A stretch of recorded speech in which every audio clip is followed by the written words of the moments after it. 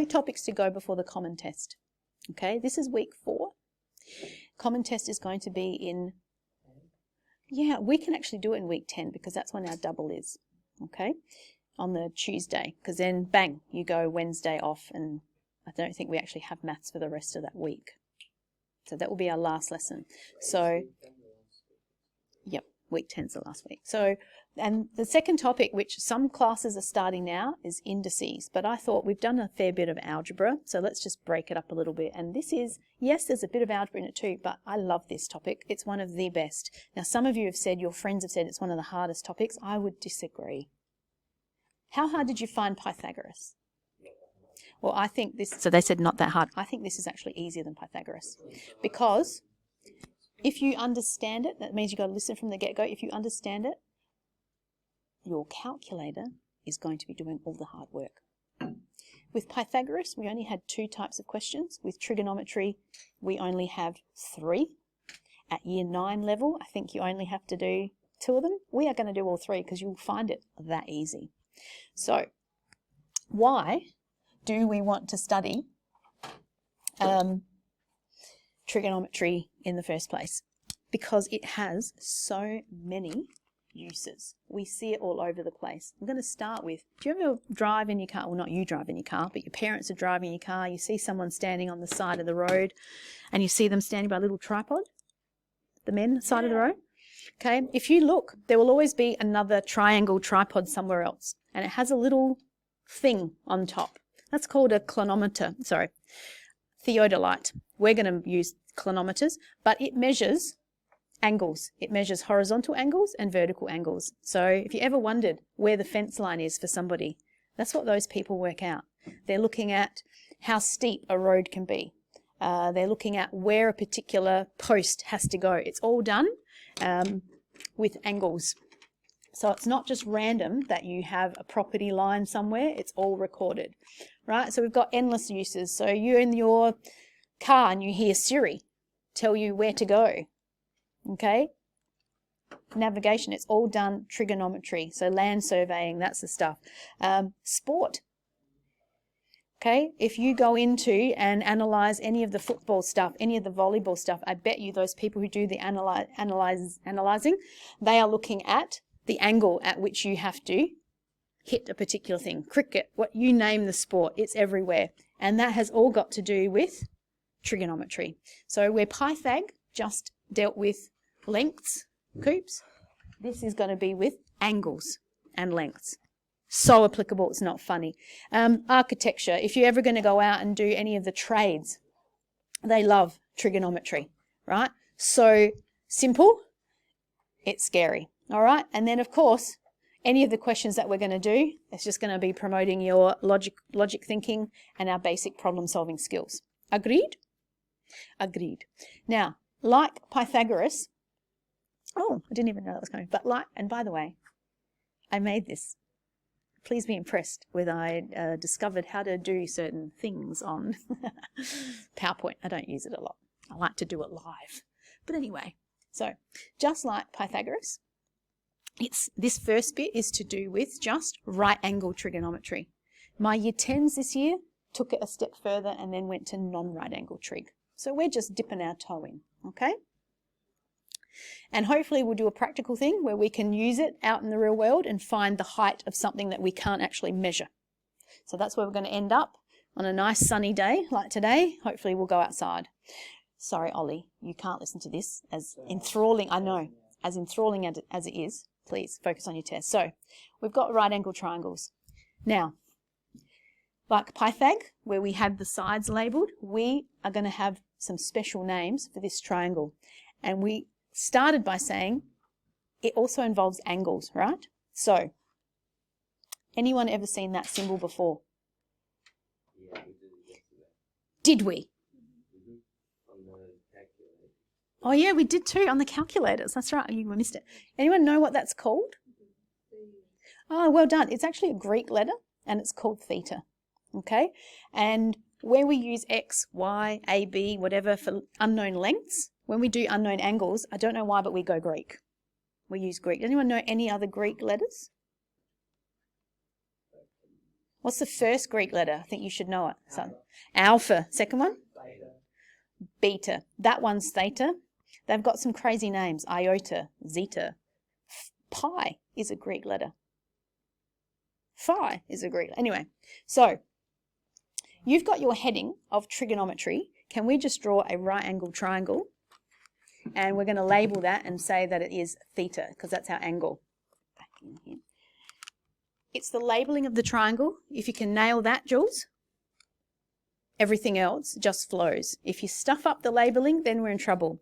So we know what this side is called, don't we? The angle that's the side that's opposite your right angle. What's that called? Hypotenuse. That's excellent. We know that one. While I'm here, because I'm recording, I'm just going to go through and do them all, and then I'll stop it so you can write it down. Now, here's the new one. What do you think the side that's opposite that angle is called? It is. It's called the opposite side. Go figure. The side that's opposite. So you cannot label this one the opposite. It has to be, here's my angle, bang, that's opposite. This side here, we call this is next to, it's next to the angle, and we call that the adjacent. So that's like just an English word. To be next to is to be adjacent. So make sure that it's all in relation to that angle. Okay, so we're happy with that. Oops, have to click in there. Let's go.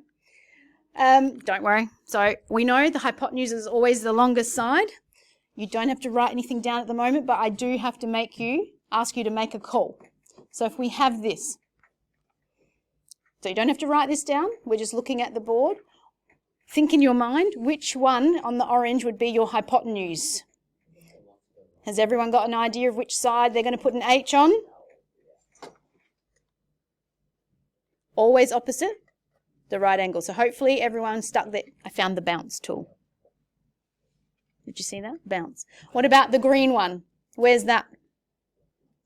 Opposite that one. Here comes the bounce again. Found the bounce.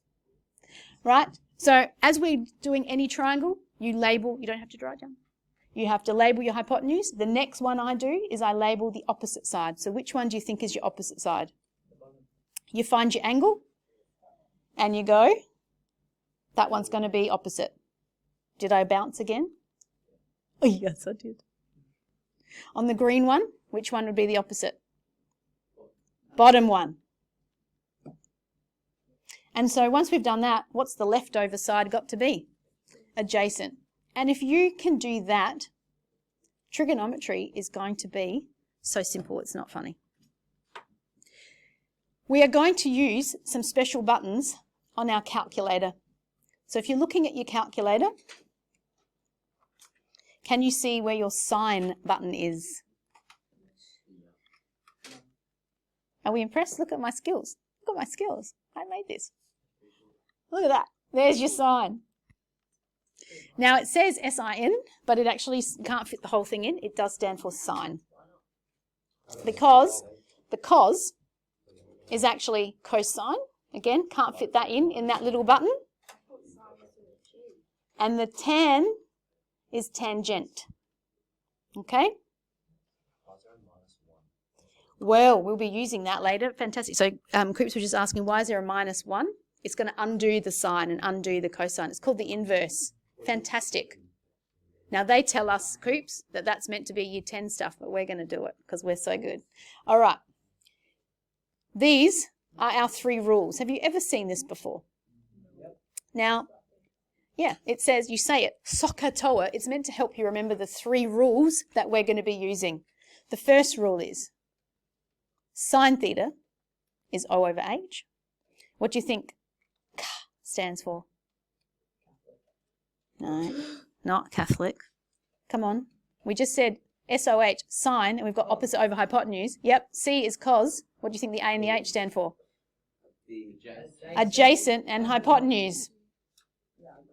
And what do you think TOA? Tan is opposite over adjacent. So these are our go-to. Now, I cannot remember how to spell SOHCAHTOA without remembering the rules. A lot of students go, no, I remember Sokotoa to help me with the rules. So your call, but this has to be written nice and beautifully somewhere in your book. And I don't care if you write O instead of op, as long as you know that O stands for op. Are we happy with that? So you could actually just write sine theta O over H, cos theta A over H. You must, though, pop your theta in. Do not leave that out. That's really important. So there's just a little bit more to go, and then we'll actually be able to get into the mathematics. All right, so we've said this already. It's only for right angle triangles. There are only 3 possible examples. We're going to start off with 2. So I would strongly recommend that you, again, this is your page that you're going to go back and refer to over and over again. So we're going to have example 1. And we'll put another heading. So go example 1, leave a little bit of a gap because we're going to put a heading there once we've done this, you'll see. So draw that triangle as neat as you can. Example 1. We'll just pause the vid. If you haven't copied it down, just stop, and I'd rather you look and listen. And these are the steps that you're going to do every single time. So the first thing you're going to do is we are going to label the sides every time you do this. And what's the first side that's easy to label? Hypotenuse. So which one? Pardon? No, I wouldn't say label the sides unless you want to. I'll leave it on the board, but I'd say just do the maths. So yes, we said to, I've already said draw the triangle, but right now, we're now not doing anything. We're stopping and we're listening.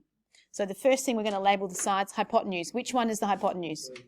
So we pop the hypotenuse there. What's the next one you're going to label?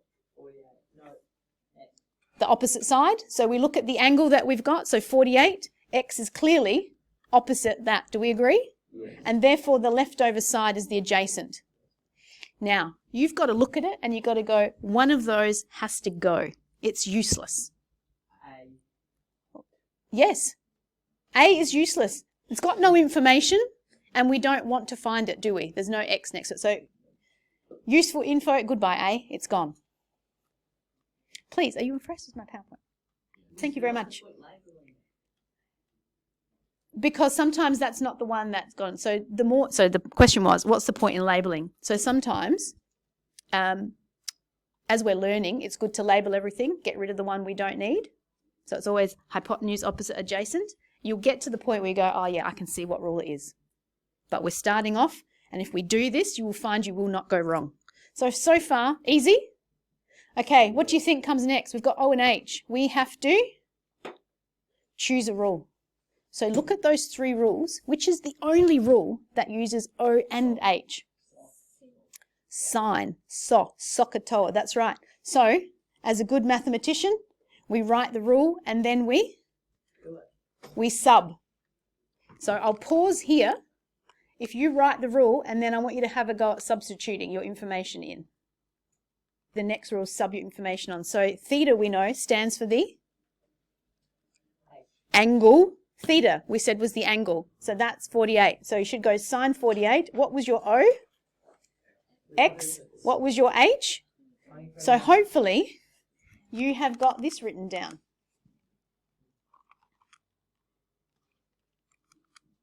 Does everyone have that? Because now you have just done brilliant algebra. What is happening to the x over here? It's being divided by 23. We want to undo it. So how do we undo a divide by 23?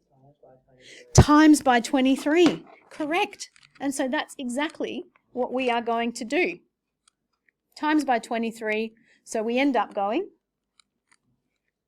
right, times by 23. So x will be 23 times sine 48.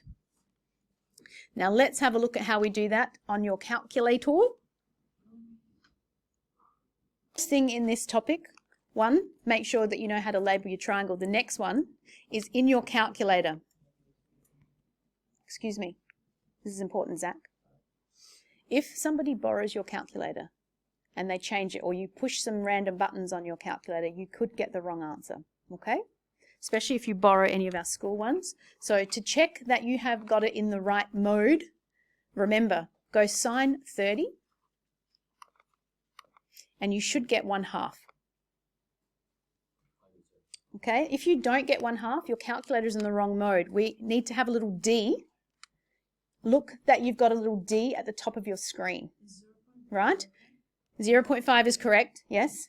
If you can see what happens if I change my setting, and this can happen on your scientific one if you accidentally press some wrong buttons. I am now not in degrees, and when I do sine 30, I get a very different answer. Okay? So we must always check that you've got a little D at the top of your screen. And if you can't see it, just go sine 30 and you should get a 1/2. Okay? So now we're going to type in, we're going to go 23 times sine. Now on your scientific calculators, depending on what one you've got, as Diesel was saying, his always opens a bracket. So he needs to make sure that when his calculator opens the bracket, he must close it. If your calculator doesn't open a bracket, you don't need it. Okay? So mine doesn't. I just put that in to show Diesel. So 23 times sine 48, you can see I do not need the bracket there. How many people's calculators put a bracket in? Okay, so this is also really careful for you, because if you know that like 3 times 2 is the same as 2 times 3, correct? So if you went sine 48, oops, your calculator put a bracket in here. If you just go times 23 and you don't close the bracket, or you close the bracket at the end when you should have closed it at the end of 48, then you will get the wrong answer. So make sure you close the bracket at the end of your degree. Pain in the butt, sorry about that, but that's just how your calculators roll. Mine doesn't do it. Yep. Reasonable answer. Yep. Is it meant to change to centimetres? Oh, sorry, no, that's my bad. Now I have to go change. Well done. It should be meters, my bad. Oh. How do we know, though, that 17 is a reasonable answer when we compare it to? What do we know about the hypotenuse? The hypotenuse has to be the longest side. So if you accidentally did something wrong on your calculator, you got 27, then you know you're wrong. Okay? All we can do is change the values on this. So do we want to practice, or do we want to look at example 2? Let's go forth. Okay, has everybody got that down? You're not having to do the writing as on the left, it's just, because we're going to repeat the process. Yes? Oh, we're waiting again. So the next one, draw that triangle please, and I want you to see, can you label the sides and can you choose a rule? And we'll compare to see what rule you chose. Aha! So we're going, hang on, it's the same rule. This is meant to be a second example, but look what happens when you now sub your information in. So we're going to write sine what? What's my angle? So we're going to go sine 27. What's my opposite? Aha! So this time, they said 14. So this time, your unknown is at the bottom.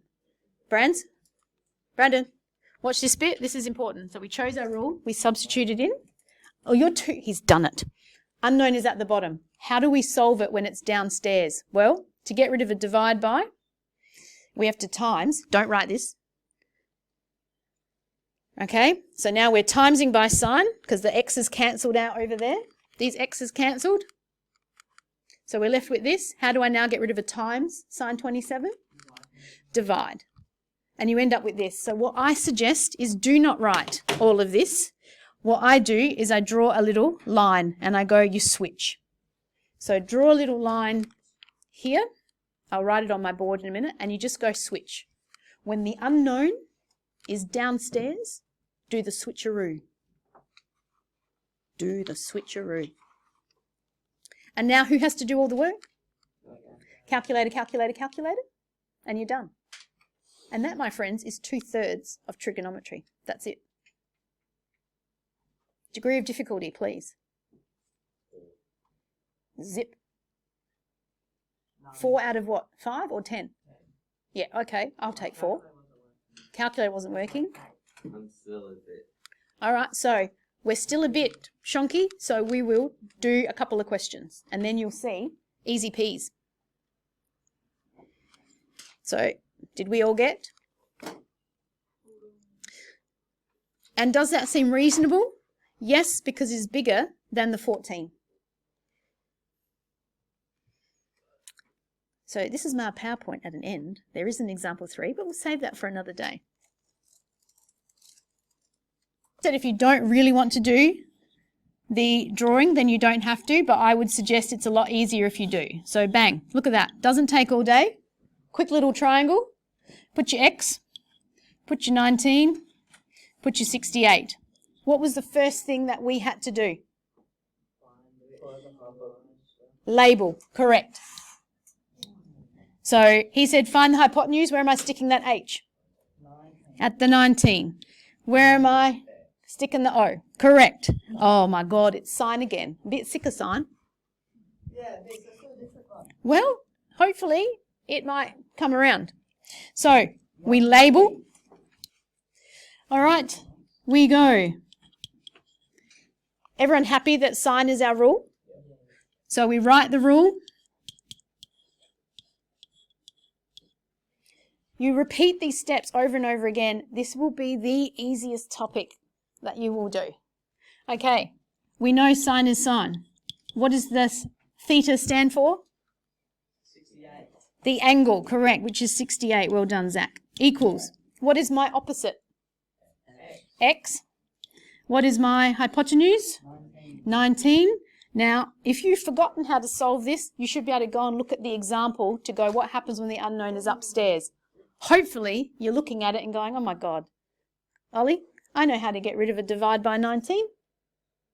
How do you get rid of a divide by 19? You times the other side by 19. So X will be 19 times sine 68. And now it is just off to the calculator. Ethan, stay with me. Hit it. It goes 616. So we have to look at these. We look at the next number over because that's more than 5. This becomes 17.62. If it's a 5, you have to round up. If it's a 4, stay where it is. 5 or more, you round up. We'll do. Let's do some more. Okay. Next one, B.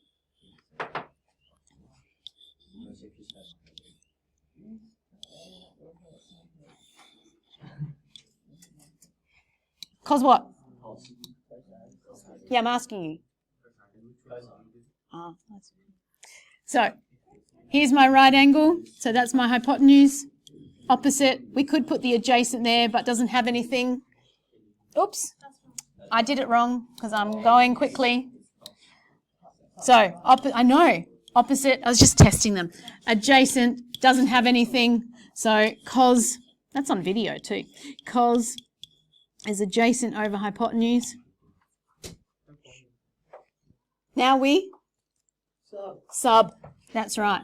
So theta, that's your 27.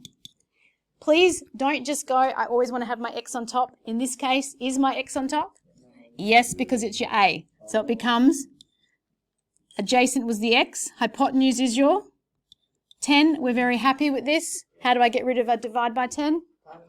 Like, we've done this before. What's the only difference? They're different numbers, and instead of pushing your sine button, you're pushing your cosine button. I mean, come on. I think you're going to have to talk to whoever your friend was who said this was really hard. What did we get? Wait, and before we press enter, we're getting a number bigger or less than 10? Correct. So, 8.91. Neil's just asked, is this the whole topic? Well, pretty much it comes down to that. We will get questions, Neil, where we have to find the angle instead of just the lengths. Easy. It's just, you asked about what's that. I think Cooper asked about what's that to the -1 button. So we'll use that. But again, calculator does all the work. We still label, choose the rule, sub your information, all the same. And do you remember what happened with Pythag? We started with just the triangles, and what ended up happening? We did loads of different shapes. Worded. So this might be a ladder leans against a fence and makes an angle of 34 degrees with the floor. If it's 11 meters away from the wall, how high up the wall does it reach? So they're just going to do the same thing but put it in words. Correct?